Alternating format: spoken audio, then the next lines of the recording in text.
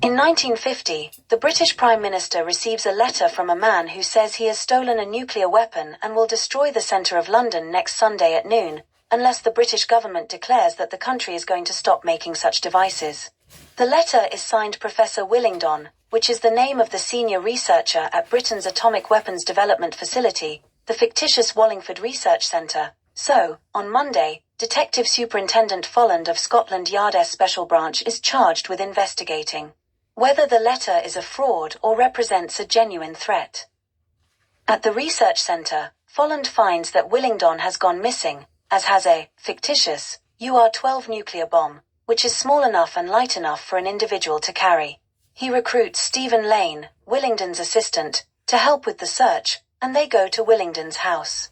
Neither Lane, nor Willingdon's wife or daughter, Anne, had noticed anything unusual in the professor's recent behaviour, but troubling notes are found among his papers which, coupled with some remarks he made to the local vicar, who is the last person known to have spoken with Willingdon, indicate he had come to believe that his life's work was being used by the government for evil purposes. On Tuesday, Willingdon, who is carrying the bomb around with him in a Gladstone bag, sees his picture in the newspaper, though it is not stated why he is wanted, so he has a barber shave off his moustache before looking for a place to stay. He rents a room from Mrs. Peckett, but spooks her by pacing around his room all night.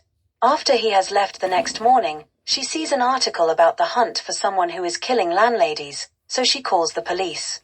A quick-thinking constable realizes the description matches Willingdon, and a car is sent to the boarding house. Willingdon returns, but he sees the police car parked outside the building and is able to make a quiet getaway. Willingdon throws away his overcoat and goes to a pawn shop to buy another one. There, he meets Goldie, an actress whose best days are behind her, and her dog, Trixie. The trio are reunited that evening when Trixie gets away from Goldie and leads her to Willingdon. They go to a pub and, when it closes for the night, Goldie invites Willingdon to her apartment, as he has no lodgings. He sleeps on her spare bed and leaves before she wakes up in the morning. The recent unscheduled cabinet meetings and indications of an impending mass mobilization have not gone unnoticed by the press.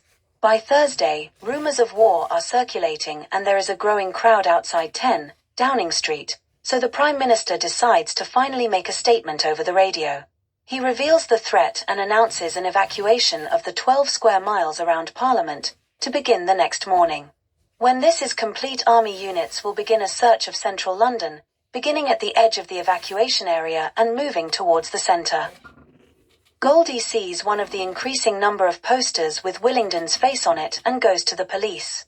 When she gets home, she finds Willingdon waiting for her. The ever-intensifying search has made him nervous, so he has decided to hold Goldie hostage in her apartment, saying he will blow up the bomb prematurely if she calls for help. The evacuation of people, as well as important cultural artifacts, proceeds smoothly. When the systematic military search reaches Goldie Street on Saturday night, Willingdon escapes out a window. Shortly before noon on Sunday, he is found, praying in a church that was destroyed during the Blitz. Folland and Lane rush over, bringing and to try to talk Willingdon out of his plan. He says it is too late to change his mind, but she sees his bag across the room and calls for help. Willingdon is restrained and Lane begins to defuse the bomb. Screaming that it is too late, Willingdon breaks free, runs from the church, and is killed by a nervous soldier. As the clock strikes 12, Lane finishes disarming the UR-12. Goldie, who is on Westminster Bridge attempting to hitch a ride to Aldershot, hears the all-clear sirens and heads for home.